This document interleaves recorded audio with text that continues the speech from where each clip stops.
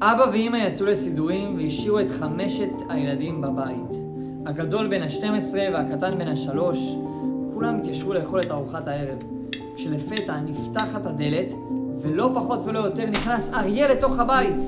ישר כל הילדים רצו והתחבאו מאחורי החדרים ונעלו את הדלתות. רק הילד בן ה-3 המשיך לשבת על השולחן ולאכול את ארוחת הערב. אריה ניגש אליו עוד יותר קרוב ועוד יותר קרוב, והילד מחייך לו. והילד ממש ליפו אותו, והילדים מציצים ככה מתוך החדרים לראות מה קורה.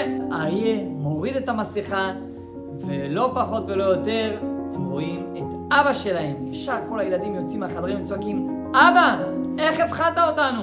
הילד בן ה-12 ניגש לילד בן ה-3 ושואל אותו, תגיד, איך לא פחדת שהאריה ניגש אליך?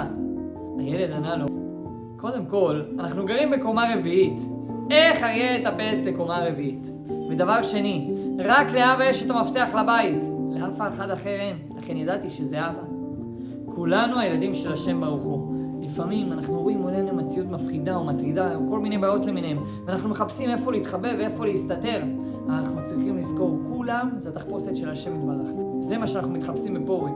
לדעת ולרמז לנו. בפורים עצמו היה את המן, היה את ושתי, היה את זרש, כולם אבל היו תחפושות של השם, כולם היו שליחים של השם ברוך הוא.